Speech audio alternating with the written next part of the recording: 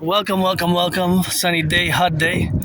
Welcome to a special DRT, debt refusion theory. The debt refusion theory is, of course, my financial theory and the financial theory, which must be implemented across both Canada and the United States, across the North American Collective, first and foremost, specifically Canada and the United States, although it can be implemented across transnationally across the North American, not only the North American Collective or the North American Civilizational Complex, but integrally with and in the transnational way with NATO member countries. So it is a financial theory which integrated in it, is integrated in my debt refusion theory, is integrated the MIT monetary integration theory. And what is the monetary integration theory? The MIT is the financial theory which was successfully implemented in the European Union.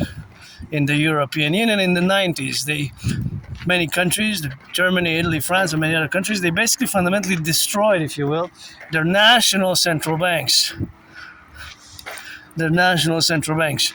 And they created a multinational central bank in many ways, but that operates as a central bank for all the nation states, many nation states, 22, now Bulgaria being the latest one, I believe.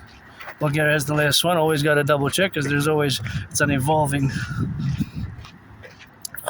theory which was implemented right at the beginning.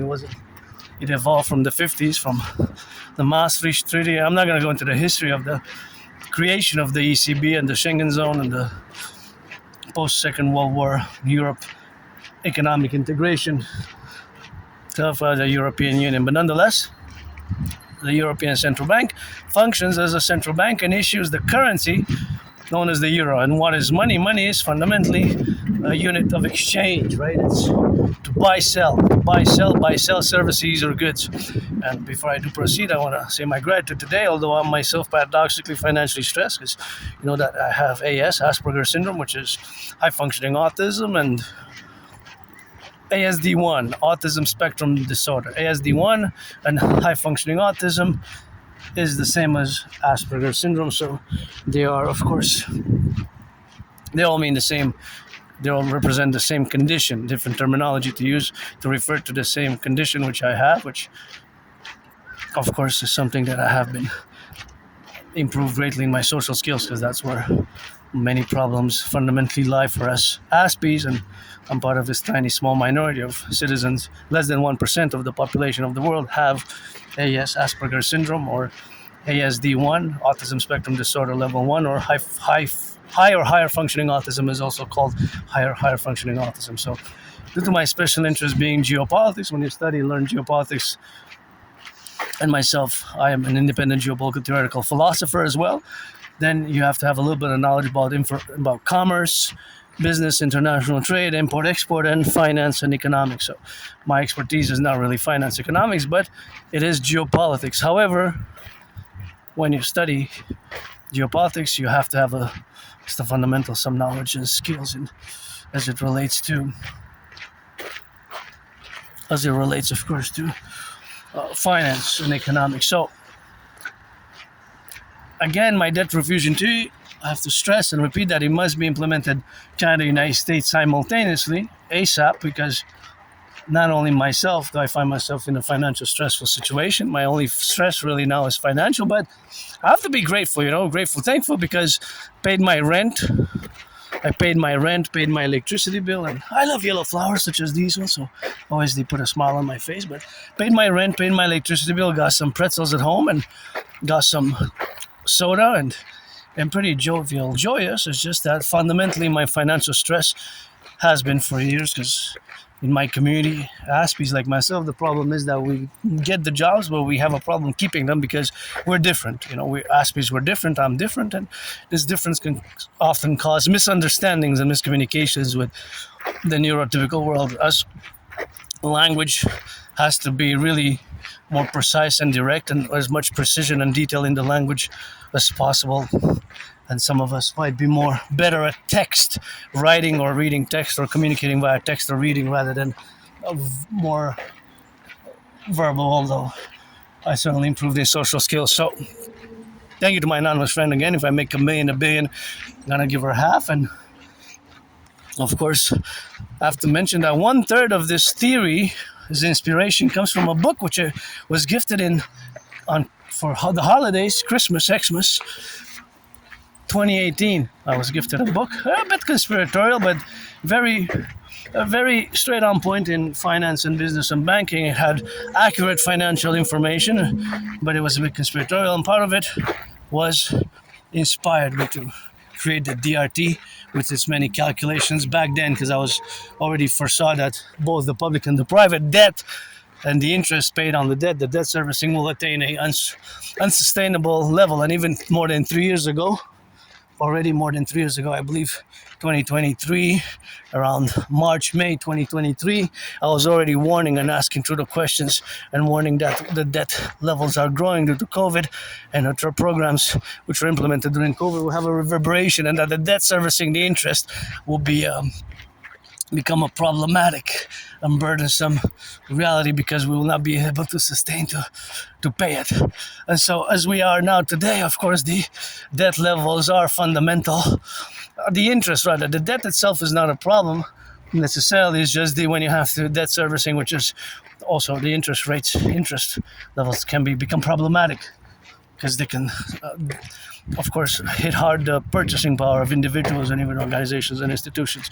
And public debt, as I warned a few years ago, just a few months ago, the PBO Parliamentary Budget Officer has warned Canada, direct and straightforward manner, that if we don't do changes, we're done, really, because we're basically on our way. If it's not happening now, it might be happening today already or tomorrow, and that we are basically going towards bankruptcy. And this was all elderberry year. I made 4 bottles, but it seems like that's gone now. I'm not going to be able to retrieve that elderberry from there, and I think I missed my window to do more bottles. And I did exactly 4 like last year. It's full of elderberry. Oh, there's elderberry there. Elderberry juice. This makes great elderberry juice. Unless I come tomorrow, I might be able to do some more bottles, I see, because I don't feel like coming back today, because I'm already marched more than 3 hours and a half today. So, but yeah, this is elderberry. That's elderberry. This has gone to waste, much of it.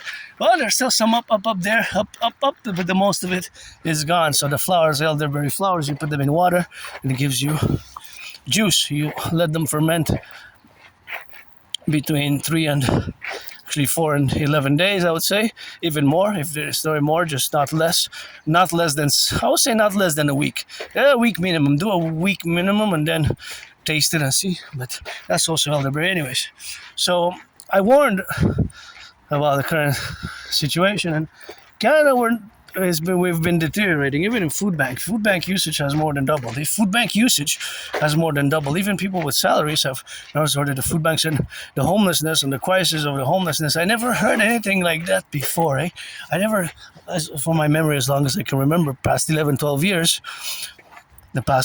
let's say, I never heard the economical crisis and such I hear now in Canada. People losing jobs and losing their homes, losing their homes and ending up on the streets. Maybe that would have been, if I would have not moved and had some support, maybe that would have been my path also. Maybe I would have been dead on the streets, or who knows, maybe. But the paradox is that I present to you now the debt refusion theory, and it will require a mass public-private partnership to implement it. So pay attention specifically as I finish the introduction, and the important introduction nonetheless. So we're gonna, and keep in mind again that the debt refusion theory integrates the MIT, the monetary integration theory. So we're gonna take all the public and the private debt. I have a debt of $10,000 to the RBC, to the Royal Bank of Canada. So my debt is $10,000 to the RBC, to the Royal Bank of Canada. So all the debt, all the public and private debt, we're going to add it all up, Canada coast to coast. We're going to convert it into US dollars. So we're going to convert it, all the public private debt, we're going to convert it into US dollars.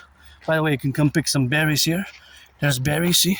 So we're going to convert it into US dollars all the way in the back. So we can convert it into US dollars. And of course, we're going to convert it into US dollars. We're going to add it with the US public-private debt. So we're going to do an addition. And that addition, that will be the money to create a new central bank, right? We're going to create a new central bank and issue the UE, U.Universal, U.Exchange, the Universal Exchange Unit will be the new currency. Because that's what money is. Money is fundamentally to buy, sell. Right? All the money in the world serves as a function to buy and sell. You buy and sell, trade, buy and sell, whatever the case may be. So you buy, you sell. That is the purpose of money. All money fundamentally has that purpose. And implementing the DRT will require a mass public-private partnership. My brother Scorpio Bill Gates, the Bank of Canada, and the Federal Reserve, we're going to fuse it. And we're going to create the Imperial Central Bank. So we're going to fuse the Bank of Canada, and the Federal Reserve. We're going to fuse it into the Imperial Central Bank. We're going to issue the UE.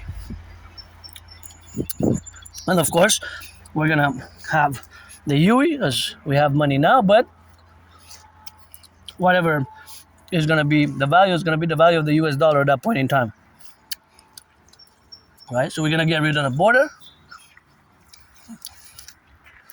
create a new passport, fuse the RCMP and the FBI into the Citizen Police Service, the Citizen Police Service, fuse the CIA and CSIS. We're going to fuse the CIA and CSIS into the Imperial Security Intelligence Service, the Imperial Security Intelligence Service. So, because they serve RCMP and the FBI are co-equivalent, like big brother, small brother, big sister, little sister.